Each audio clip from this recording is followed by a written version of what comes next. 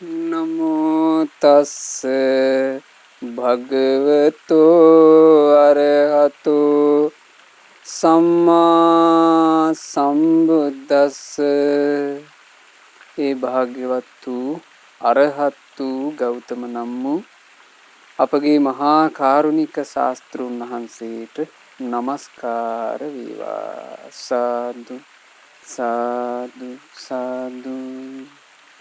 අපගේ කල්යාණ මිත්‍ර ගුරු දේවෝත්තම පින්වත් ලොකු ස්වාමීන් වහන්සේ නිදුක්ව නිරෝගව දීර්ඝායුෂ සම්පන්නියම ලබත්වා. සාදු සාදු සාදු. පූජනීය ගරුතර මහා සංඝරත්නයන් අවසරයි. වාසනාවන්ත සදහවත් පින්වතුනි, දවස ආරම්භ කරනකොටම හිතට ගන්න කාරණාවක්. ඒ තමයි හොය හොයා අනුන්ගේ උපකාර දකින්න. හොය හොයා අනුන්ගේ ගුණ සිහි කරන්න. මේ අය මට මේ විදිහට උදව් කළා. මේ අය මට මේ විදිහට උපකාර කළා. මේ අය මට මේ විදිහට ශක්තියක් වුණා කියලා දකින්න. ඒක හොයන්න. ජීවිතේක විශේෂ දෙයක් කරගන්න එක. තමන්ට උදව් කරපු අය හෙවීම. තමන්ට කරපු උදව් හෙවීම. ඒ උදව් සිහි කිරීම. පින්වතුනි, මේක ඔබ කරන්න පටන් ගත්තොත් ඔබට පේන්න ගනීවි ගොඩාක් ඔබට උදව් කරපු අය. ඔබට පේන්න ගනීවි ඒ අය කරපු උදව් ගොඩාක්. කොච්චර මේ ජීවිතේ ගත කරනකොට මට උදව් කරලාද? මට ශක්තියක් වෙලාද? මට හයියක් වෙලාද? මට අත්වලක් වෙලාද කියලා ඔබට පෙනේ. ඔබ ඔහොම බලාගෙන යනකොට පින්වතුනි, සමහරට ඔබට හිතේවි මට අහවලා සතුරුකම් කරලානේ. මට අහවලා සෑහෙන්න කරදර කරලානේ. එව්වත් ඔබට පෙනේ. අතාරින්. මෙත් සිතින් අතාරින්. ඒකත් එක පටලැවෙන්න එපා. ඔබ හොයාගත යුත්තේ වටින දේ. වටින්නේ මොකද්ද? ඔබට කරපු උදව්ව. ඔබට වතුර වීදුරුවක් දීප එකක්. ඔබට හිත හැදෙන්න වචනයක් කියප එකක්. ප්‍රශ්නයක් වෙලා ඉන්න වෙලාවේ ඕවා ගණන් ගන්න එපා. කොහොම තමයි. එහෙම කියලා වචනයක් කියප එක. ඒ වගේ දෙයක් පවා පින්වතුනි සිහි කරන්න. හොයන්න. ලස්සන ජීවිතයක් ඔබට නිර්මාණය වෙයි. අද ඒ ගැන තමයි මේ දවස ආරම්භ වෙන මොහොතේම අපි අහන්න සූදානම් වෙන්නේ. අද දේශනාවට දායකත්ව දරනු ලබන්නේ පින්වත් සරෝජා රාජකරුණා දියණියට සෙත් පතන අදහසින් උදම්මිට වේයන්ගොඩ පදිංචි පින්වත් අමරසිරි රාජකරුණා පියාණන්, දයා වනිග සූරිය මෑණියන්, මේ පින්වතුන්ලා බලාපොරොත්තු වෙන ආකාරයෙන්ම අද මේ උතුම් ධර්ම දාණය සරෝජා රාජකරුණා දියණියට ආශිර්වාදයක් සෙතක් වේවා කියන අදහසින්ම අපි ධර්මයේ ශ්‍රවණය කරමු.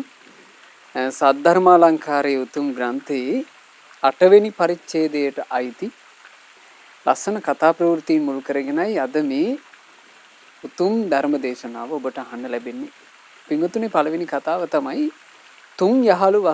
යාළුවෝ තුන්දෙනෙකුගේ කතාවක්. ඒක සිද්ධ වුණේ දඹදිව. දඹදිව එක කාලයක් ආවා තද නියඟයක්. මේ නියං කාලේ හැමෝම වගේ වතුර ඩිංගිත්තක් හොයාගෙන යනවා. මිනිස්සුත් යනවා, සත්තුත් යනවා. කැලේ මේ අත ඇවිද වතුර හොයනවා. වතුර හොයනකොට වතුර නැතිවීම නිසාම ක්ලාන්ත වෙනවා. සත්තුත් ක්ලාන්ත වෙනවා, මිනිස්සුත් ක්ලාන්ත වෙනවා. අනේ ඔහොම ඇවිදගෙන යනකොට එක සාමාන්‍ය ප්‍රමාණයේ ගැඹුරු වලකට හොඳටම අඩපණ වෙච්චි ගිරාපෝතකෙක් ගිරවෙක් වැටුණා. ඌ ඒ වලට වැටලා උට තටු ගහ ගන්නවත් බැහැ. හොඳටම අප්‍රාණිකයි. ඒ වලේම ඌ පැත්තකටලා ඉන්නවා. ඔය මේ වලටම වතුර හොයාගෙන ඇදී ආපු නාගයෙක් ඌ හොඳටම අඩපණ වෙලා ඔය වලටම ඇදගෙන වැටුණා. මේ ණයත් උඩට එන්න කිසිම හයියක් නැතුව ඔහි ඒ පැත්තකටම වෙලා වකුටු වෙලා ඉන්නවා. දැන් මේගොල්ලෝ හොඳටම අඩපණ නිසා ගිරාපෝතකයගෙන් ණයාටවත් ණයාගෙන් ගිරාපෝතකයටවත් කරදරයක් නැහැ. ඔය අස්සේ මිනිහෙකුත් ක්ලාන්ත වෙලා ඇවිල්ලා මේ මිනිස්සයාත් වැටුණා අර වලට. දැන් මේ වලෙන් ගොඩ ඉන්න බැරුව ගිරා පෝතකේකුත් ණයෙකුත් මිනිසෙකුත් ඉන්නවා. මේ තුන් දෙනා ඔහොම ඉන්නකොට ඔය වල ළඟට එනවා සාමාන්‍ය ප්‍රමාණයක හයියක් තියෙන මිනිස්සෙක්. ඒ මිනිසයාත් වතුර හොයාගෙන ආවේ. හැබැයි මේ මිනිසයාට සාමාන්‍ය ශරීර ජවය තිබුණා. මේ මිනිසයා බලනකොට පහළ තුන් දිනක් ඔත්පල වෙලා හරි අමාරුයි. මේ මිනිසයාත් පැම්පිපාසාවේ හිටියේ. කය දුර්වලයි. හැබැයි මේ මිනිසයාට හිතුණා අනේ මේ අසරණේ වූ මේ වල ඇතුලේ මැරෙන්න එපා. මම මේ අය ගොඩ ගන්න. කැලේ මැදයට ගිහිල්ලා වැල්පොටවල ආදී කඩාගෙන ඇවිල්ලා සෑහෙන ඔට්ටු වෙලා මේ මිනිසයා අර වලේ වැටිච්ච තුන් දෙනාවම ගොඩ ගත්තා. මිනිසයාවත් ගොඩ ගත්තා. අර ගිරා පැටියත් ගොඩට ගත්තා. නාගයාත් ගොඩට ගත්තා. මෙයා ළඟ තිබුණා වතුර ඩිංගිත්ත. ඒ වතුර ටික මේ නියං කාලයේ පවා මේ මිනිසයා බෙදලා දුන්නා තුන් දෙනාට. එතකොට සර්පයාත් වතුර බිව්වා, ණයත් වතුර බිව්වා. අර ගිරාපෝතකයාත් වතුර බීලා වතුරෙන් පොඩ්ඩක් තටු තෙමාගෙන ප්‍රාණවත් වුණා. මිනිසයා වතුර ටික බිව්වා. සනීප වුණා. ඒ සනීප වුණාට පස්සේ මේ සුවයටපත් වෙච්ච සත්තු දැන් මේ සිදුවීම වෙන කාලේ සත්තු මිනිස්සු අතරේ කතා බහ කරන්න පුළුවන් කාලයක්. අර සත්තු දෙන්න උදව් කරපු මිනිස්සයාට කතා කරලා කිව්ව වචනය. ඔබ මගේ ජීවිතේ ගලවගත්ත කෙනා. ජීවිතේ ගලවගත්ත ඔබ වෙනුවෙන් මට කරන්න බැරි දෙයක් නැහැ. ඒ නිසා මම අසවල් ගහේ බෙනේකයි මං ඉන්නේ. ඔබ එතෙන්ට ඇවිල්ලා මට කතා කරන්න මට ඔබේ කටහඬ අඳුනන්න පුළුවන්. මං ඒ කටහඬෙන් ඔබව අඳුන ගන්න. ගිරාපෝතකය කියලා මට කතා කරන්න කියලා ගිරාපෝතකයා කිව්වා. කියලා ගිරාපෝතකයා තමන්ගේ ජවයෙන් ඉගිලලා ගියා. නාගයාත් යන්න කලින් කිව්වා ඔබට උදව්වක් ඕන වෙලාවක මගේ ළඟට එන්න. මං බරණැස් නගරේ දොරටුව ළඟ තුඹසේ වාසය කරන්නේ. එතෙන් ඇවිල්ලා කතා කළොත් මට ඇහෙනවා. ඔබ මගෙන් උදව්වක් පතපු දවසට තේරෙවි මං කොච්චර ආනුභාව සම්පන්නද කියලා. ඒ නිසා උදව්වක් ඕන වුණොත් මාව අමතක කරන්න එපා කියලා. මේ නාගයාත් පිටත් වුණා. මේ නාගයා එහෙම වචනයක් කිව්වේ මේ නාගයා යම් ආනුභාවයක් තිබුණු දිව්‍ය නාග කෙනෙක්. ඒ දිව්‍ය නාග භාවය නිසා තමයි ওই වචනේ කියලා කිව්වේ. අර මිනිස්සයාත් මොකුත් නොකියා යන්න බැරිකමට වගේ කිව්වා. මිත්‍රයා ඔහේ මට උදව් කළා. උදව්වක් ඕන වුණොත් මම බරණැස් නගරේ අසවල් තැන මගේ ගෙදර තියෙනවා. ඒ ගෙදරට ඇවිල්ලා මගෙන් උදව්ව පතන්න මං අනිවාර්ය උදව් කරනවා. ඉතින් තුන්දෙනා පිටත් වුණා. අර මිනිස්සයා තමන්ගේ ගෙදරට ගියා. දැන් කාලේ ගත වෙනවා. කාලේ ගත වෙද්දී මේ උපකාර කරපු පුද්ගලයාගේ බිරිඳ අසනීප වුණා. ඒ බිරිඳ අසනීප වෙලා බිරිඳව සුවපත් කරගන්න වෛද්‍යවරු ළඟට ගිහින් බලනකොට බිරිඳ වෙනුවෙන් කෙරෙන්න ඕන ලොකු ප්‍රතිකාරයක් තියෙනවා. ඒ ප්‍රතිකාරයට යන වියදම Tamanට දරා ගන්න බැරි තරම් බරපතල වියදමක්. මේ මිනිස්සු අසරණයි. මේ මිනිස්සු අඬන්න පටන් ගත්තා. අනේ මගේ භාර්යාව මම කොහොමද බේරගන්නේ? මේ අඬ ඉන්නකොට එකපාර මේ මිනිසයාට මතක් වුණා Taman බේරගත්ත Taman උදව් කරපු Tamanගේ මිත්‍රයෝ තුන්දෙනා. ඒ මතක් වෙලා ළඟම හිටියේ. ඔහුට ළඟම තැනක වාසය කළේ අර ගිරාපෝතකයා. මොහු ඒ ගහ ළඟට ගියා. බොහොම හිතේ වේදනාවෙන් ගිහිල්ලා ලොකු විශ්වාසිකුත් නැතුව අර ගහ යට ඉඳලා ගිරාපෝතක කියලා කතා කළා. කතා කරාම අර ගිරාපෝතකයට ඇහෙනවා. එයාට කටහඬ හුරුයි. එයා සැනකින් එළියට ආවා. එළියට ඇවිල්ලා හරි සන්තෝෂ වෙලා මිත්‍රයා මගෙන් මොකද්ද කෙරෙන්න ඕනේ කියලා ඇහුවා. එතකොට මේ මිනිස්සයා කියනවා ගිරාපෝතක අනේ මගේ බිරිඳට හොඳට මාසනීපයි. ඇය වෙනුවෙන් කරන්න තියෙන ප්‍රතිකාරي ගොඩක් වියදයි යන එක. මට යම් විදිහකින් ධනයක් ලැබෙනවා නම් මට ධනය ලැබෙන පිළිවෙලක් තිබුණා නම් අනේ මට පුළුවන් යමක් කරගන්න. ඔබට පුළුවන් නම් මට ධනයක් ලැබෙන පිළිවෙලක් කරලා දෙන්න කියලා. එතකොට මේ ගිරාපෝතකේ කියනවා එසේනම් මිත්‍රයා ඔබ මේ ගහ යටම වාඩි වෙලා පොඩ්ඩක් ගස් හෙවන ඉන්න. වැඩි වෙලාවක් යන්න කලින් ඔබට ධනෙ ලැබෙන පිළිවෙලක් මං හදන්න.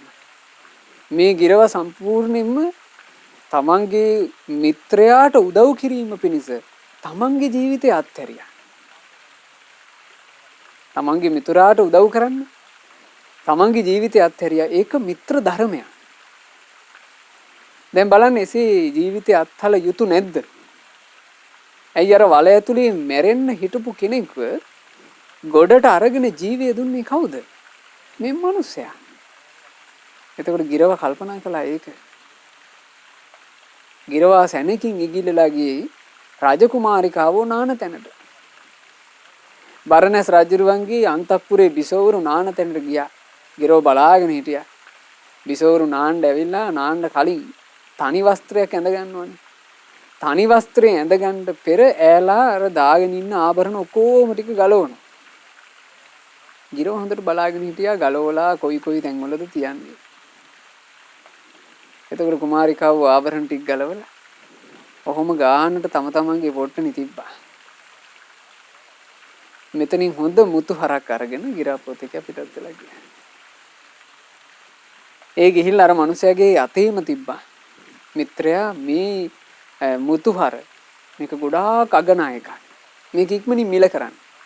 මිල කරලා ඔබට පුළුවන් වේවි ඔබේ බිරිඳගේ අසනීපය සුවපත් කරගන්න. දැන් එහෙම කටයුතු කරන්න කිව්වා. ආයෙ ඔබට උදව්වක් ආයෙත් ඕන වෙලාවක මාව හොයාගෙන ඉන්න කිව්වා. මේ මිනිහයාට දැන් අගනා මුතුහරක් ලැබිලා. මේ මුතුහරත් අරගෙන මොහු මං හිතන්නේ ගෙදරට යනවට වඩා ළඟ තියෙන්නේ නැත්තේ මොහුට බරණැස් නගරයට යන එක. මොහු බරණැස් නගරයට යනවා. නගරේ නවතින්න තැනක් එපැයි. නගරේ නවාතෙන් ගන්න තැනක් ගැන හිතනකොට මතක් වුණා අර මිනිස්සයා. ඒ මිනිස්සයා කියපු මංසලකුණු ඔස්සේ ගිහිල්ලා ගෙදර අඳුනගත්තා. ඒ ගෙදරට ගොඩ වුණා. ගෙදරට ගොඩ වෙලා ඒක මිනිස්සයාත් සාදරයෙන් පිළිගත්තා ආ මිත්‍රයා කියලා. ඒ ගෙදර ඉන්න ගමන් රාත්‍රී කාලේ මේ මිනිස්සයා තමන්ට මේ මුතුහර ලැබිච්ච එක මේ ඔක්කොම කිව්වා. තමන්ගේ මුතුහර පෙන්නුවා. පෙන්නලා ඔන්න කාලා බීලා නිින්දට ගියා. ඊළඟ දවසේ උදෑසනින්ම ඇහෙනවා අනබෙරයක්. අනබෙර ගහනවා රජුරුවන්ගේ අන්තපුර බිසෝවරුන්ට තිබුණු එක්තරා වටිනා අගනා මුතුහරක් නැති වෙලා. ඒ මුතුහර ලැබෙන කෙනෙකුට රජුගෙන් තෑගි භෝග ලැබෙනවා. ඒ මුතුහර හොයා දීපල්ලා මුතුහර හොයා දීපල්ලා කියලා අනබෙර ගහනවා. අනබෙර ගහද්දී අර මිනිහයාට මේක ඇහුණා. එයිලා මේ මිනිහයා කල්පනා කළා මේ පුද්ගලයා ළඟ මුතුහර තියනවා කියන එක මම රජුරවන්ට කිව්වොත් එහෙම මට අගනා තාගි ලැබෙනවා. මේ පුද්ගලයාට දඬුවම් ලැබෙයි. මේ පුද්ගලයා ඉතින් මට උදව් කළා කියලා මම මොනවා කරන්නේ? මේ වෙලාවේ මට ධනය ලැබෙන පිළිවෙලක් ගැන හිතන්න ඕන. බලන්න මිනිහයාට ආපු හිත මේ సంతාන ඇතුලේ පින්වතුනි නොඑක් දේ හට ගන්නවා. ඇතැන්දී සුන්දරයි, ඇතැන්දී අසුන්දරයි. සුන්දර දේ තුලින් මිනිස්යාව සුන්දර කරනවා. ඒ සුන්දර දේ තුලින් මේ සමාජයට පවා සුන්දරත්වයක් එකතු කරනවා. හැබැයි මේ අභ්‍යන්තරවල හට ගන්න අසුන්දර දේවල් නිසා ඒ පුද්ගලයාව මුලින්ම අසුන්දර කරනවා. ඊට පස්සේ අසුන්දරත්වය මේ සමාජයට බෙදී යනවා. දැන් බලන්න අපිට අහන්න ලැබෙන්නේ නැද්ද? සිංගිති දරු පැටවුන්ව අපචාරයට ලක් කරනවා. නොයෙකුත් මේ ලාමක ක්‍රියාකාරකම් කරනවා. මේ මොනවද? අභ්‍යන්තරේ හටගන්නා වූ අසුන්දර දේ. ඒ අසුන්දර දේ තුලින් අසුන්දර මිනිහෙක් නිර්මාණය කරනවා. ඒ අසුන්දර මනුස්සයා ලෝකයටත් අසුන්දර දෙයක්ම දායාද කරනවා. ඒක හොඳට තේරෙනවා පින්වතුනි. ලෞතර භාග්‍යවත් බුදුරජාණන් වහන්සේ දේශනා කළා ගාමේ වා යදිවා රඤ්ඤේ නින්නේ වා යදිවා තලේ ගමක වේවා අරණ්‍යක වේවා නිම්නයක වේවා කඳු ගැටයක වේවා යත් අරහන්තෝ විහරಂತಿ යන් තැනක රහතන් වහන්සේලා වැඩ වාසය කරනවා නම් තං භූමින් රාමණීයකං ඒ භූමිය රමණීයයි. ඒ භූමිය රමණීයයි කියලා. ඇයි ඒ භූමිය රමණීය උනේ? හිත ලස්සන කෙනෙක්, හිත සුන්දර කෙනෙක්, හිත කිරිටි නැති උත්තමයෙක් එතන ඉන්නවා. ඒ උත්තමයා නිසා අර ප්‍රදේශෙම සුන්දර වෙලා. සොඳුරු දෙයක් හදවතේ දරාගෙන ඉන්න උත්තමයා සුන්දරයි. ඒ උත්තමයාගෙන් ලෝකයට ලැබෙන දේත් සුන්දරයි. දැන් බලන්න අපි දකින්නේ නැද්ද ලෝකේ ලස්සන තැන්, ලස්සන උද්‍යාන, ලස්සන ඇලදොලවල් එහෙම තැන් තියෙනවා. ලස්සන කඳු තියෙනවා. සුන්දර හිත් නැති අසුන්දර අදහස් ඇති මිනිස්සු ඒ වගේ යනවා. දියැලි බලන්න යනවා, කඳු නගින්න යනවා. අනේ මාසේ හමාර යනකොට අර වනාන්තරයේ තිබුණු අර ඇලදොල ගාව තිබුණු අර කන්දේ තිබුණු සුන්දරත්වය මේ මිනිස්සු වනසන්නේ නැද්ද? ඒ තැන්වල බෝතල් දාලා ඒ තැන්වල පොලිතින් ආදිය දාලා එහෙම මිනිස්සු එක වනසලා දාන්නේ නැද්ද? අසුන්දර හිතක් තියෙන අය නිසා අසුන්දරත්වෙම ලෝකෙට ලැබෙනවා. ඒ නිසා හිතක හටගන්න දේවල් ගැන අපි පෞද්ගලිකව අපි ගැන මේක මේ අනිත් මිනිස්සු ගැන ඇඟිලි දික් කරන්න එක නෙමෙයි. අපි ගැන පින්වතුනි ගොඩාක් හිතන්න ඕනේ. මගේ අභ්‍යන්තරේ හටගන්නේ සුන්දර දේද අසුන්දර දේද කියලා බලන්න උවමනාවක්. ඒ උවමනාව ඔබ ඔබේ ජීවිතය තුළ ඇති කරගන්න. ඒ උවමනාව ඇති කරගෙන බලන්න තමන් ගාව අසුන්දර දේවල් හටගන්නවාද කියලා. අසුන්දර දේ හටගන්නවා නම් අසුන්දර දේ නසන්ට ඇතුළෙම ඒක එළියට දෙන්න එපා. සුන්දර දේවල් නම් පින්වතුනි ඉබේ හටගන්න නැති වෙයි ලේසියකට. සුන්දර දේවල් ආයාසින් උපද්දන්න. ඒ උපද්දන සුන්දර දේවල් අතරේ තමයි මං ආරම්භයේදීම කිව්වේ. ගොඩාක් සුන්දර එකයි. ඔබට අනිත් අය කරපු උදව්, උපකාර, අනිත් අය දීපු අතහිත සිහි කරන්න. හොය සිහි කරන්න. බලන්න මේ මිනිස්යාට එහෙම සිහි කරගන්න බැරි වුණානේ වලක වැටිලා මැරෙන්න හිටපු මාව ගොඩගත්තී මේ මිනිහා. ඇත්තෙන්ම මොහු මුතුහර අරගෙන තියෙන්නේ මොහුගේ බිරිඳ සනීප කරන්නයි. අනේ මේ වෙලාවේ මම මොහුට කොහොම හරි මුදලක් ලැබෙන පිළිවෙලක් බලන්න ඕනි කියලා හිතාගන්න බැරුව ගියානේ. අර මිනිස්සයා ගමන් මෙහෙසටත් එක්ක නිදාගෙන ඉන්නකොට අර අනබෙරේ ඇහුන්නේ. මේ පුද්ගලයා උදෙන්ම ගෙදරින් පිටත් වුණා. රජුරුව ළඟට ගියා. රජු ළඟට ගිහිලා කිව්වා රජතුමනි ඔය මුතුහරේ අරගත්ත පුද්ගලයා මුතුහරත් එක්කම අපේ ගෙදර ඉන්නවන්නේ. රජතුමනි රාජපුරුෂයවල අල්ලගන්න. බඩුත් එක්කම හොරා ඉන්නවා කියලා. රජුරු ඒ වෙලේම රාජපුරුෂය පිටත් කළා. අර මිනිස්සයා උදේ අවදි වෙනකොටම රාජපුරුෂයන්ගේ අත්අඩංගුවේ. රාජපුරුෂය ඇදගෙන ආවා. මුතුහරත් ළඟ තියෙනවා. ආයි කතා කරන්න දෙයක් නැහැ. රජුරු කිව්වා කටුකසේ අරගෙන තලපල්ලා. තලලා නගරයේ වීදි දිගේ මේ පුද්ගලයාව දක්කපල්ලා. අසුවල ස්ථානයේදී හිසගසා මරා දමපල්ලා. රජා දැන් මොහුට වදමල් මාලයක් පැලැන්දුවා. කටුකසෙන් තලනවා. කටුකසෙන් තලනකොට ඇඟ කීතු යනවා. කටුකසෙන් තලලා මේ පුද්ගලයාව දැන් වීදියේ ඇවිද්දනවා. ඇවිද්දනකොට පින්වතුනි බරණැස් නගරයේ දොරටුව ළඟට මේ පුද්ගලයා කසපාර කකා වේදනාව වෙනවා. නගර දොරටුව දකින්නකොට මතක් වුණා මිත්‍රයෙක් ඉන්නවා එතන. කවුද ඒ? ඒ මිත්‍රයාගේ නම දීඝ. ඒ දීඝ කියලා කිව්වේ අර නාගයා. මොහු කටුකසින් ගුටි කකා හොඳට බැලුවා. බලනකොට හොබසකොත් පේනවා. අනේ එතනදී කතා කළා. දීඝ කියලා කතා කළා. ඒ හඬෙන්ම අර නාගයා අඳුනගත්තා මේ තමන්ගේ මිත්‍රයා තමන්ගේ ජීවිතේ බේරගත්ත කෙනා මේ. සැනකින් මේ නාගයා පෙනී හිටිනවා ඔහු ඉස්සරහා. හරි අద్භූතයි මේ මහා නාගරාජේ. මේ නාගරාජයා පෙනී හිටිය අනික් කාටවත් පේන්නේ නැති වෙනවා. මොහුට විතරක් පෙනී හිටියා මිත්‍රයා මොකෝ කියලා ඇහුවා. කිව්වා මිත්‍රයා මම මේ සොරකමට කක්කට අහුවෙලා මගේ හිස ගසා දාන්නයි මේ එකතු කරා යන්නේ.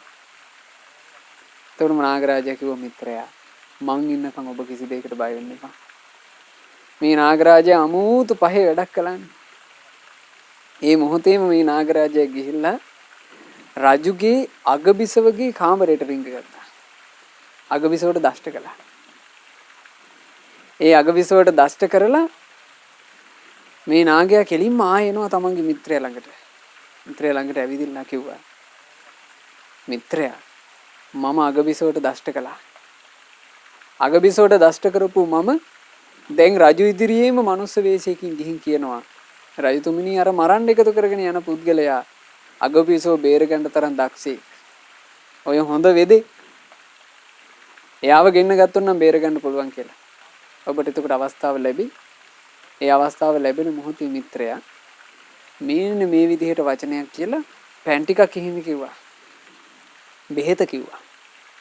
පෑන් ටික එහෙපු ගමන් විස බහිනවා කිව්වා. මම ඒ විදිහට තමයි කිව්වා දෂ්ට කළේ. එතකොට මේ පණිවිඩය කියලා දැන් ඔන්න රාජමාලිගාවේ එකම කෝලාහලයක්. අගබිසවට නායක දෂ්ට කරලා අගබිසව අප්‍රාණිකයි. දැන් අගබිසව බේරගන්නේ කොහොමද? වෛද්‍යවරු එනවා එන කවුරුත් කියනවා අනේ බේරගන්න විදිහක් නැහැ. විස උඩුදුවලා වැඩි. එතකොට අර මේ නාගරාජයා මනුස්ස වේශයක් අරගෙන රජුරෝ ළඟට හති දාගෙන ආවා. ඇවිදින කවනේ දේවයිනි අර මරන්න අරගෙන යන පුද්ගලයා. අර දැන් වදක බෙර ගගහා අරගෙන යන්නේ හිස ගසා දාන්නට. ওই පුද්ගලයා හොඳ වෙදෙක්. දක්ෂ වෙදෙක්. හොඳ සර්ප වෙදෙක්. ඒ පුද්ගලයාව ගෙන්නුවා නම් අපේ මහ බිසෝන් වහන්සේ හොද කරගන්න පුළුවන්මයි. රජුරුව වහා පණිවිඩයක් යවුවා හිස ගසා දාන්න එපා ওই පුද්ගලයාව ආයේ කැඳවගෙන අරගෙන වෙලෙන්න. රජුරුව ළඟට එකතු කරගෙන ආපුවම දැන් තමන්ගේ මිත්‍රයා උගන්වපුවා තියෙනවනේ. මේ පුද්ගලයන්ගේ රජුරුව ඇහුවා එම්බල මේ ඇත්තද කියන්නේ? නුඹ සර්ප වේදකිය කියලා කියන්නේ වෙදකම් කරන්න දක්ෂය කියන්නේ. එතකොට මේ පුද්ගලයා කිව්වා රජතුමනි මට මහ බිසෝන් වහන්සේ සුවපත් කරන්න නම් පුළුවන්. මම ඒකට බෙහෙත දන්නවා කියලා.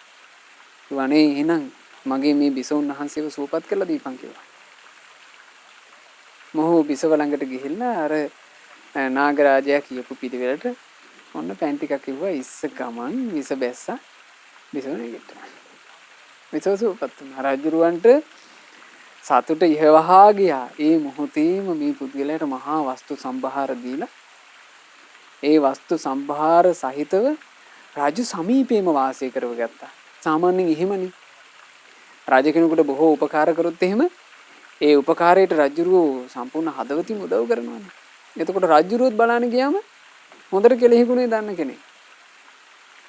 අර කෙලෙහි ගුණයක් නොදන්න පුද්ගලයා මේ අහිංසක මිනිසයාට වින කටින් ආවට බලන්න ගුණ ධර්මයක් කියන එක පින්වතුනි. මිනිසෙකුගේ ජීවිතේ ආරක්ෂාව පිණිසම තියෙන එක. සමහරවිට මේ ගුණ ධර්මයට මෙලොව ජීවිතේ ආරක්ෂා කරන්න බැරි වෙන්න පුළුවන්. ඇතමෙක් මේ ආරක්ෂාව කියන එක ගැන හිතපුවම මෙලොව ගැන විතරයි හිතන්නේ. සමහරවිට ගුණ ධර්මයකට පුරණ ගුණයකට අපි පුරුදු කරන ධර්මයකට අපේ මෙලොව ආරක්ෂා කරන්න බැරි වෙන්න පුළුවන් පින්වතුනි. හැබැයි අපි පුරුදු කරන ධර්මයට අපේ ජීවිතේ රකින්න පුළුවන්. ඒ ජීවිතේ රකින්නවා කියලා කියන්නේ මොකද්ද? බුදුරජාණන් වහන්සේ වදාලා ධම්මෝ හවේ රක්ඛති ධම්මචාරී. ධර්මයේ හැසිරෙන තැනැත්තාව රැකගන්න ධර්මයට පුළුවනි. චත්තම් මහන්තං යථා අවස්ස කාලේ. ඒක හරියට මහා වරුසාවකට තමන් ළඟ තියෙන ලොකු කුඩයක් වගේ. මහා වැස්සක් ඇදහැලෙනකොට තමන් ළඟ තියෙනවා නම් ලොකු කුඩයක් කොච්චර වැහි වැස්සක් තමන් රැගිලා.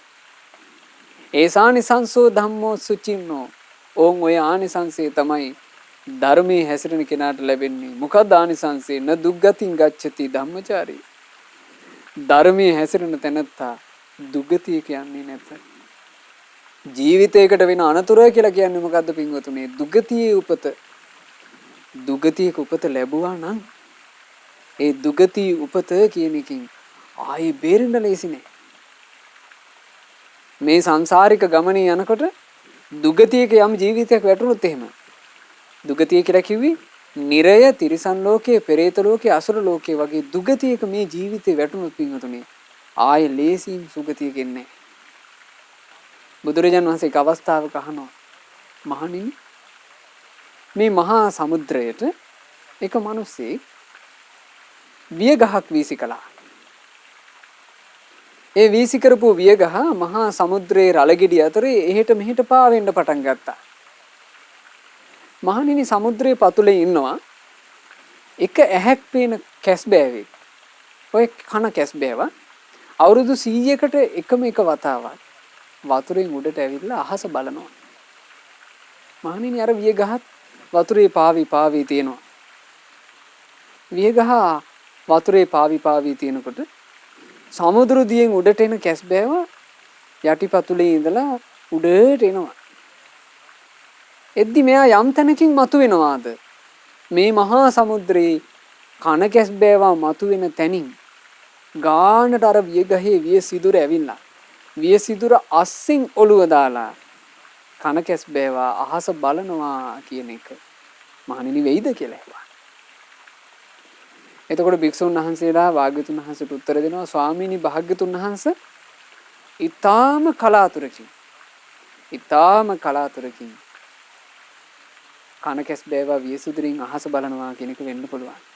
මේකට තියෙන්නේ ඊටාම සුළු සම්භාවිතාවයක් නේ. ඒක වෙන්නේ නැහැ කියලා කියන්න බෑනේ අපිට. ඒක වෙන්න පුළුවන්. හැබැයි සෑහෙන කලාතුරකින් මහා විශාල මහා සාගරයක කන කැස් බෑවට කොහෙන් මතුවෙන්න බැරිද? ඒ මහා සාගරේ අර පොඩිම පොඩි වියගහ කොහේ පාවි තියෙන්න බැරිද? ඔය දෙකම එක ගානට සිද්ධ වෙනවා කියන එක කොච්චරනම් දුර්ලභයිද?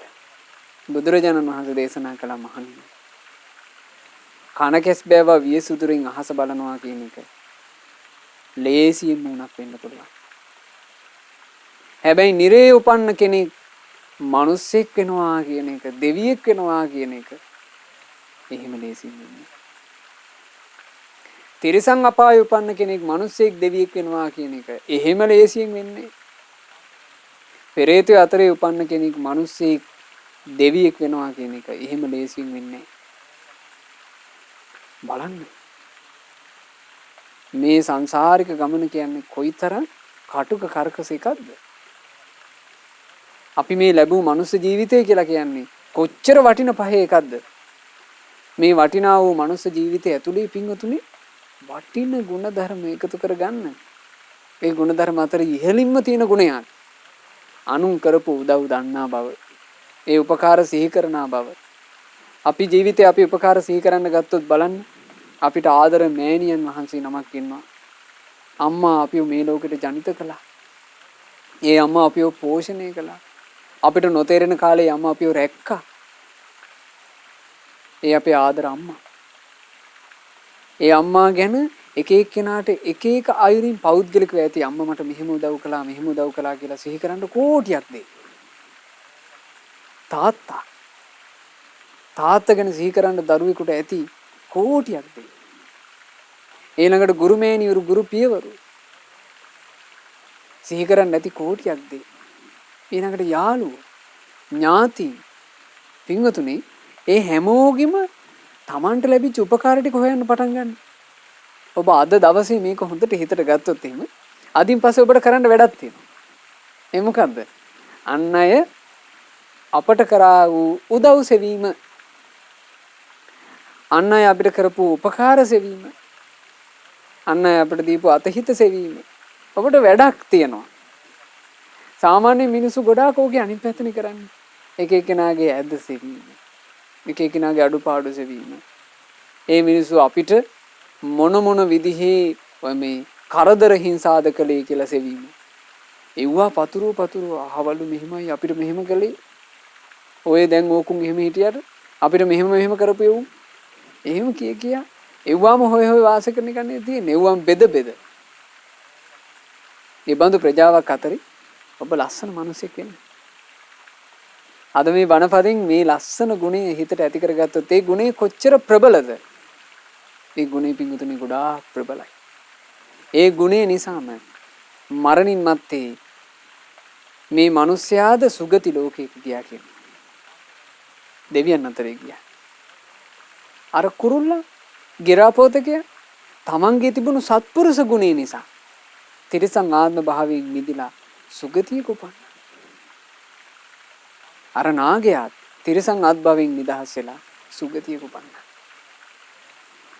බලන්න මේ ජීවිතේට කොච්චර උතුම් භාවයක් ලබා දෙනවාද කෙලෙහි ගුණ සිහි කිරීම. ඇත්තේ මේ ගැන කියන්න පුළුවන් යම් මිනිස්සෙක් යම් සත්වයේ කෙලෙහි ගුණ සිහි කරනවා නම් ඒ කෙලෙහි ගුණ සිහි කරන සත්වයා සුන්දරයි. යම් සත්වයේ කෙලෙහි ගුණ සිහි කරන්නට දක්ෂ නැත්තම් කෙලෙහි ගුණ සිහි නොකරන ඒ මිනිසයා ඒ සත්වයා අසුන්දරයි. ඒ නිසා ඒක තමයි අපිට තුන් යහළු වස්තුවෙන් අරගන්න තියෙන පණිවිඩය. යාළුවෝ තුන් දෙනා කවුද එතකොට හැබෑම යාළුවෝ තුන් දෙනා? අර මේ වලේ වැටලා හිටපු තුන් දෙනාව ගොඩට ගත්ත මනුස්සයාත්, ගිරාපෝතකයාත්, දීඝ නම් වූ නාගරාජයාත්. මේ වගේම කතා වස්තුව ව්‍යාග්‍ර වස්තුව. මේ ව්‍යාග්‍ර වස්තුව කියලා කියන්නේ දඹදිව සිද්ධ වෙච්ච එකක්. පින්වතුනි, දඹදිව සොළී රටට නුදුරු තැනක බරණැස් නුවර සමීපයේ එක ගල් පර්වතයක් තිබුණා. මේ ගල් පර්වතයේ ළඟින්ම පාරක් තිබුණා. පාළු පාරක්. ওই ගල් පර්වතයේ තිබුණ එක ගල් ගුහාවක්. මේ ගල් ගුහාවේ ව්‍යාග්‍රයෝ දෙන්නෙක් වාසය කළා. දරුණු ව්‍යාග්‍රයෝ දෙන්නෙක්. ඒ තාත්තයි පුතයි. හරි පුදුමයි, තිරිසන් ලෝකෙකත් මේ වගේ සම්බන්ධතාවයක් තිබුණා කියන එක. ඒ තරුණ ව්‍යාග්‍රයා තමන්ගේ වයසටපත් වෙච්චි ව්‍යාග්‍ර පියාට උපස්ථාන කරනවා. උපස්ථාන කරන්න හේතුව ඒ ව්‍යාග්‍රයාගේ ඇස් දෙක අන්ධ වෙනවා. ඉතින් මහලු භාවයටපත් වෙච්චි ඒ ඇස් අන්ධ ව්‍යාග්‍රයාට උවමනා කරන ආහාර ආදී අරගෙන ඇවිල්ලා උපස්ථාන කරන්නේ මේ තරුණ ව්‍යාග්‍රයා. අර ඇස් අන්ධ වෙච්ච ව්‍යාග්‍රයාගේ පුතා. ඉතින් බොහොම ගුණවත් ව්‍යාග්‍රයෙක්. මස් කන සතෙක් විදිහට උපන්න ඒ ව්‍යාග්‍රයා ළඟ තිබුණ සුන්දර ලක්ෂණයක් නේ. තමන්ව මේ ලෝකයට ජාතක කරපු තමන්ගේ පියා. ඒ පියාව ආදරෙන් රැක බලා ගන්න ඕන කියන හිතක් කණේ මේ තිරසනාට තිබ්බනේ. දැන් මේවා මේ පුවත් අහනකොට අපිට සිහි වෙනවා පින්වතුනි, මේ සංසාර ගමනේ සමහරවිට සුගති උපතක් ලැබූ අයට ඒ ලක්ෂණ නැති වෙලා යන වෙලාවල් පේනවා. තමන්ගේ අම්මා අඳුනන්නේ, තාත්තා අඳුනන්නේ, ඒ අය කරපු උදව් අඳුනන්නේ. අම්මා තාත්තගේ හිතක් සැනසෙන්න වචනයක් කියන්නවත් තමන්ගේ හිතට අදහසක් එන්නේ. එහෙම නැද්ද මේ මිනිස්සු අතරේ? ඒ බඳු මනුස්ස ප්‍රජාවකුත් දකින්න ලැබෙද්දී මෙහිම තිරසනෙක් හිටියා.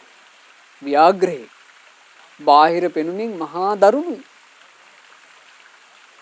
මස් අනුභව කරන්නේ. අහිංසක සත්තුන්ව මේ හමාගෙන ගිහිල්ලා මේ මරා ගන්නවා. සතුන් ගොදුරු කරගෙන කන්නේ. හැබැයි බලන්න, ඒ සත්වයාගේ අභ්‍යන්තරෙත් තිබුණානේ ඉතා සොඳුරු දෙයක්. තමන්ගේ තාත්තා වඳුනනවා. මේ ව්‍යාග්‍රයා ඒ තැන දඩයන් කරලා ඒ දඩයන් කරපු මාංශයේ අග්‍රම කොටස තමන්ගේ තාත්තට අරගෙන එනවා. අරගෙන ඇවිල්ලා තාත්තට අනුභව කරන්න දීලා තමයි තමන් කන්නේ. මෙයා ව්‍යාග්‍රයා මෙහෙම වාසය කළේ. මේ ව්‍යාග්‍රයා වාසය කරපු ඒ ගල් ගුහාව ළඟම තිබුණා එක ගහක්. මේ ගහේ නිතර මේ ඇවිල්ලා වහනවා ගිරාපෝතකෙක්. මේ ගිරාපෝතකයාව මේ හඳුන්වන නාමය තමයි තුණ්ඩිල. තුණ්ඩිල කියලා තමයි ඒ ගිරවට කියලා තියෙන්නේ. මේ තුණ්ඩිල කියන ගිරවයි තරුණ ව්‍යාග්‍රයයි දෙන්න හොඳ යාළුවෝ. ඒ දෙන්නගේ යාළුකම නිසා අර ඇස්සන්ද ව්‍යාග්‍රයත් දැනගත්තා තමන්ගේ පුතාට තුණ්ඩිල කියලා යාළුවෙකුත් ඉන්නවා කියලා. ඒ ගිරාවෙක් කියලා. ඉතින් මේ ගිරවයි ව්‍යාග්‍රයයි දෙන්න හරි සතුටින් සමගි සමාදානයෙන් යුක්තව මේ කැලේ වාසය කරනවා. තුණ්ඩිල හිටියේ යම් පොණක් දුර ගහක බෙනේක. දවසක් තුණ්ඩිල මේ බෙනේ ඉඳලා තමන්ගේ මිත්‍රයා හොයාගෙන එනකොට, මිත්‍රයා ඉන්න ස්ථානෙට ඉගිල්ලගෙන එනකොට තුණ්ඩිලට දකින්න ලැබුණා එක මිනිස්සෙක් මේ පාළු පාරේ එන්න ලැහැත්ති. මේ මාළු පාරේ සාමාන්‍ය මිනිස්සු යන්නේම නැහැ. ඉන්න මිනිස්සෙක් එන්න ලැහැද්දු. එතකොට තුණ්ඩිල කල්පනා කළා අපි මේ මිනිස්සයා දැන් මේ පාරේ යන්න ගියොත් එහෙම මගේ මිත්‍රයාට හම්බ වෙන්න පුළුවන්. හම්බුනොත් එහෙම මගේ මිත්‍රයා ආයේ දෙපාරක් හිතන්නේ නේ අනිවාර්යෙන් මේ මිනිස්සව මරා ගන්නවා. මේ මිනිසයාට මේ ගමන මං වළක්වන්න ඕනේ. මේ තුණ්ඩිල කියන ගිරාපෝතකයා ළඟට ගිහින් ළඟ අත්තක වහලා මේ මිනිසයාට කතා කළා මිනිස්පසින්. මිනිස්සෝ මේ පාරේ ඔබ කොහෙද යන්නේ? කිව්වා මගේ ගෙදරට යන්න මේ පාර කෙටි කියලා. මේ පාරේ දරුණු ව්‍යාග්‍රයෙක් ඉන්නවා. ඒ ව්‍යාග්‍රයට ඔබව මුණ ගැහුනොත් එහෙම ව්‍යාග්‍රයා ඔබව ඝාතනය කරයි. ඒ නිසා කරුණා කරලා මේ පාරේ යන්න එපා. පාර දුර වුණත් වෙන පාරේ කියන්න කියලා. ඊට මේ මිනිහා කිව්වා නෑ මට ගමන් වෙහෙස දරා ගන්න අමාරුයි. මේ පාරෙන්ම මම යන්න ඕන. තමයි තුන්ඩිලට දුක හිතුණා. තුන්ඩිල කිව්වා එහෙනම් ව්‍යාග්‍රයා ඔබ ඉදිරියට ආවොත් එහෙම. ඔබ කියන්නේ මං තුන්ඩිලගේ මිත්‍රයෙක්. අනේ මට මොකුත් කරන්න එපා. ඔබේ යාළුවා වන තුන්ඩිලගේ මිත්‍රයෙක් මට මොකුත් කරන්න එපා. එහෙම කියන්නේ එතකොට මගේ මිත්‍රයා ඔබට මොකුත් කරන්නේ නැති. ඔහු මගේ හොඳ මිත්‍රයෙක් කියලා. මේ පාරේ ගමන් කරන්න ආපු මිනිස්සයා හරි අසත්පුරුෂයෙක්. මේ මිනිස්සයාට අර තුන්ඩිල කියන ගිරවා කතා කරනකොට මේ ගිරවා සම්බන්ධයෙන් ඇති වුණානේ මහා දරුණු හිත. මේ පුද්ගලයා මස් කන්න පුදු වෙච්ච එකේ. මේ පුද්ගලයා කල්පනා කළා මේ ගිරවාව මරාගත්තන පොඩ්ඩක් බඩ පිරෙන්න චුට්ටක් කන්න පුළුවන්. මේකව හීන්සීරුවේ ලං කර ගන්න ඕන. මේ මිනිස්සයා චාටු බස් කියලා තුන්ඩිලට කතා කළා නේ ඔබ වගේ කෙනෙක් මිනිස්සු අතරේවත් ඔහොම දකින්න ලැබෙන්නේ නෑනේ. ඔබ මේ මට වෙන්න යන අනතුරකින් මාව වළක්වන්න හදනවා. අනේ එන්න මගේ ළඟට කියලා කතා කළා තුන්ඩිලව ළඟට අරගෙන අල්ලගත්ත ගමන් සම්පූර්ණයෙන් බෙල්ල කඩලා එතනම මැරුවා. මරලා පිහාටු ගලවලා ගිනි ගොඩක් ගහගෙන මස් කෑවා. මස් කාලා දැන් මේ පුද්ගලයා මේ කැලේ පාරේ දිගේ පිටත් වෙලා යනවා. පිටත් වෙලා යනකොට කිව්වත් වගේම අර ව්‍යාග්‍රයව මූණට මූණ හම්බුණා. හම්බෙච්ච ගමන් ගිරවා කියපු වචනේ මතක් වුණා. කිව්වා නේ මං තුන්ඩිලගේ මිත්‍රයෙක් මට මුකුත් කරන්න එපා කියලා. තුන්ඩිල කියන නම කිව්ව ගමන් අර ව්‍යාග්‍රයාගේ දරුණු ගතිය සම්පූර්ණයෙන් වෙනස් වුණා කියනවා. මේ ව්‍යාග්‍රයා මේ මිනිස්යාව කැඳවාගෙන ගියා තමන්ගේ ගුහාවට. ගුහාවට කැඳවාගෙන ගිහිල්ලා ඒ ගුහාවේ තිබුණා යම් මේ ගොදුරු කරගත්ත සතෙකුගේ මාංශය. ඒ මාංශය පෙන්නලා මේ මිනිස්යාට කිව්වා ඔබ කොසගින්නේ ඇති ඕන්න ඔය මාංශය පුච්චගෙන කන්න කිව්වා. ඒකල මේ ව්‍යාග්‍රය වෙනත් සතෙකු ගොදුරු කරගන්න අදහසින් ආයේ දඩේම එනවා. ඇස්ස අන්ධ ව්‍යාග්‍ර තාත්තා මේ ගුහාවේ ඉන්නේ. මේ පුද්ගලයා මස් පුච්චන ගමන් ඒ ඇස් අන්ධ ව්‍යාග්‍රයත් එක්ක යම් කතා බහකට යෙදුණා. ওই කතා බහේ යෙදෙනකොට ඒ කතා බහ අතරේ මොහුට නිකන් වචනයක් පිට වුණා. තමන්ගේ අතින් තුන්ඩිල මැරුණා කියලා. ඒක නොදැනීම වගේ ගියා.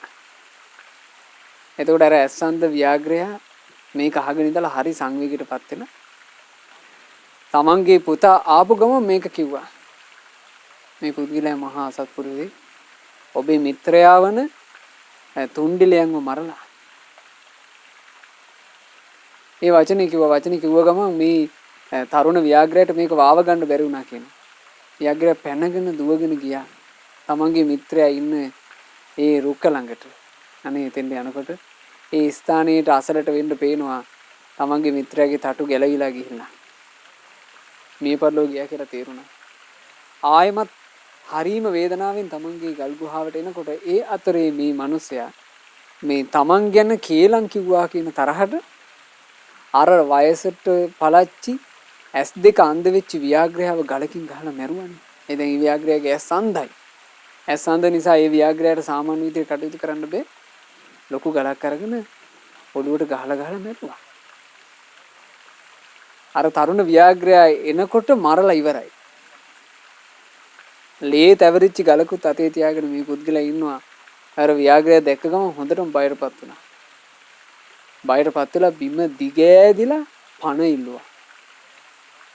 මේ කතාවේ හරි පුදුම සහගත එකක් තියෙනවා. ඒ මොහොතේම මේ ව්‍යාග්‍රයට කල්පනාවට ආවා කියනවා මගේ මිත්‍රයා මිය යන්න කලින් මගෙන් බලාපොරොත්තු වුණා එක දෙයක්. ඒ තමයි ඔහුගේ නම කිව්වහම මේ මිනිස්සයා නොමරාවා කියන අදහස. ඔහු ඒකනේ මගේ නම කියන්ට කියලා එව්වේ. මගේ මිත්‍රයා බලාපොරොත්තු වුණා. ඔහුගේ නම කියපු ගමන් මේ මිනිස්සයාව මං නොමරා යන්න දෙයි කියලා. මගේ මිත්‍රයාගේ වචනේ මං කඩන්නේ. තුන්ඩිල නම් වූ මගේ මිත්‍රයාගේ වචනේ මං රකින්නවා. එහෙම හිතලා අර මිනිස්සයාට නිදහස යන්න ඇරියනේ තමන්ගේ තාත්තා මරපු මිනිස්සයාට. ඒක නා සුළුපටු එකක් නෙමෙයි වින්ද. එච්චර හිතක් කොහොමද ශක්තිමත් කරගත්තේ කියන එක හිතන්න අමාරුයි. මේක මේ තිරිසන්ගත සත්තු අතරේ තිබුණාද කියන එක මහා විස්මයජනකයි. හැබැයි එහෙම ප්‍රවෘත්තියක් වුණා. එහෙම පොතක් අතීතයේ සිද්ධ වෙච්ච නිසා තමයි මේ සද්ධර්ම අලංකාරය ග්‍රන්ථය රචනා කරනකොට මේ ග්‍රන්ථයට මේව අන්තර්ගත වෙන්නේ.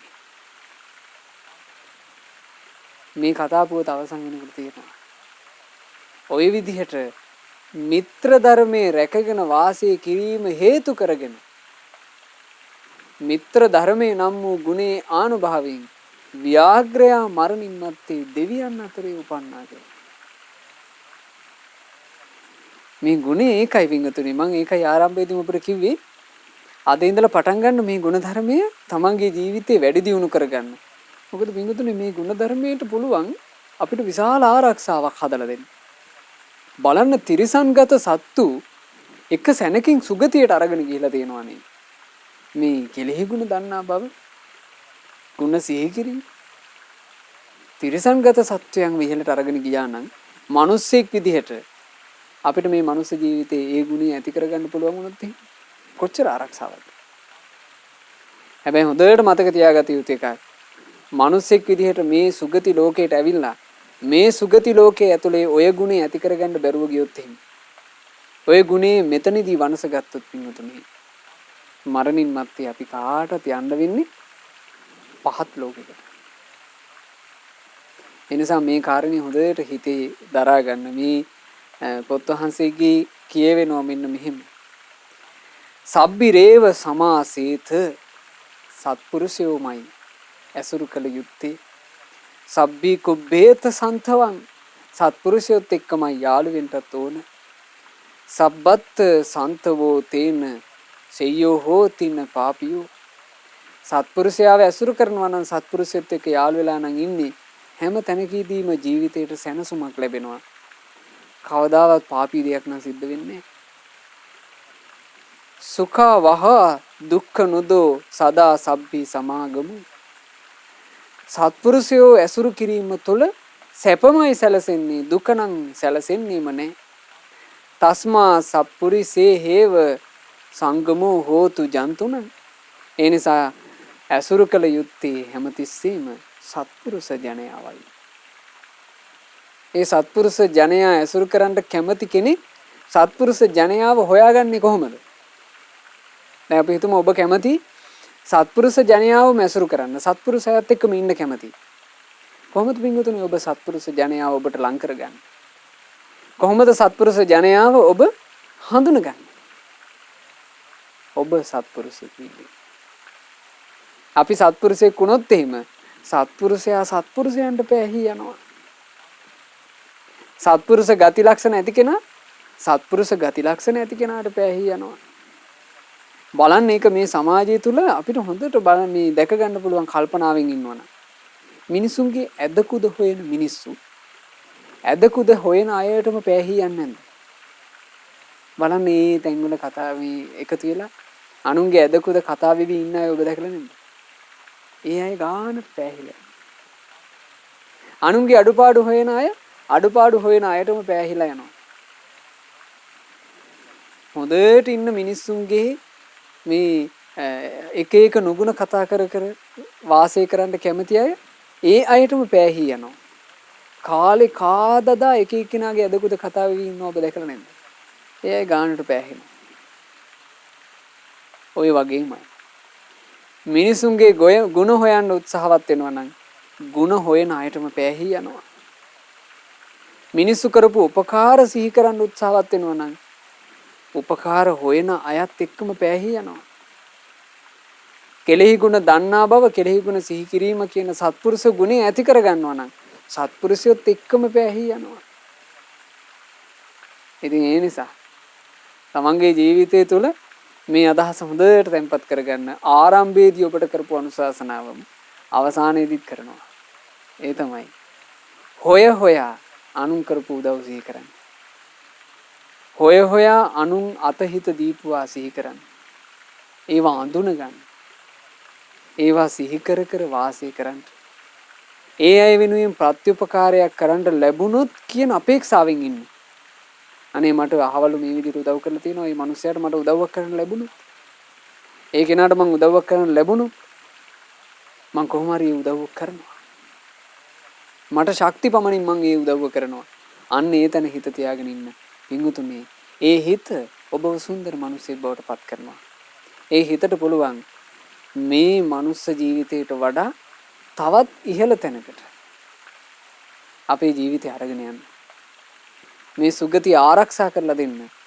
ඒ කෙලෙහි ගුණ දන්නා බව, කෙලෙහි ගුණ සිහි කිරීම කියන ගුණයට පුළුවන් තියෙන නිසා අපි කොයි කාටත් සත්පුරුෂ ගති ගුණයෙන් සුන්දර වූ ජීවිත ඇති කරගන්නට වාසනාව ලැබේවා. සාදු සාදු සාදු. රැස්කල සියලුම පුණ්‍ය ධර්මයෝ සියලු දෙවියෝ සාදරයෙන් සතුටු සිතින් අනුමෝදන් වෙත්වා. සග්දෙවිඳුන් සතරවරන් දෙවිවරුන් සෙන්පති දෙවිවරුන් ප්‍රධාන කොට සියලු දෙවියෝ පින් අනුමෝදන්ව දෙව්සිරියෙන් වැඩෙත්වා, දිව්‍ය ආශ්චර්යයෙන් වැඩෙත්වා.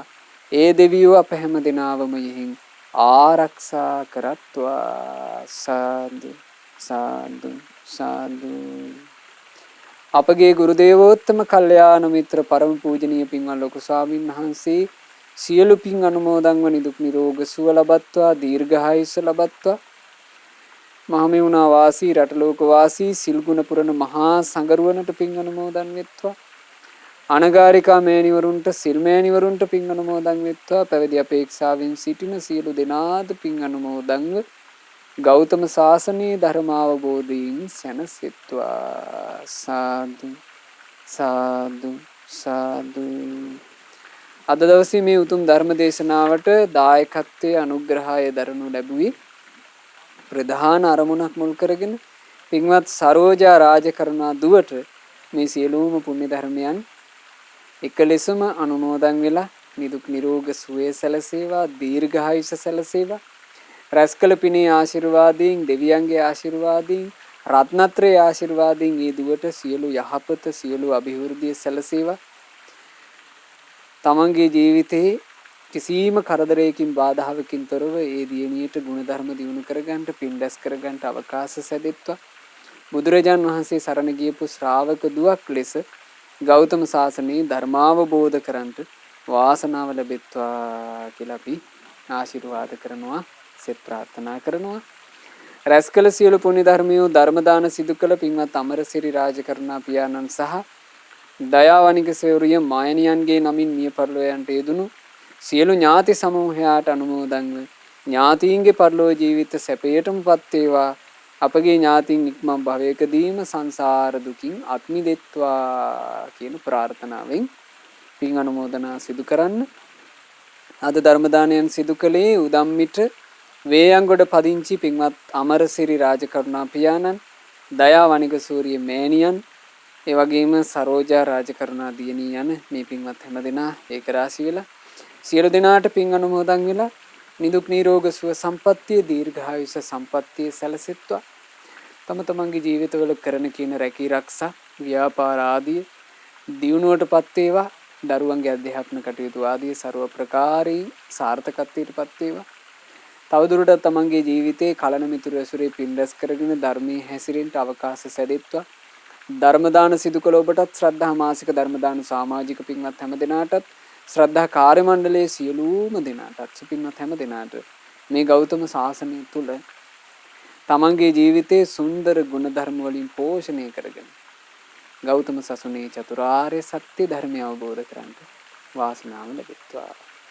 හැම දිනාටම තෙරුවන් සරණයි. නමෝ බුද්ධාය.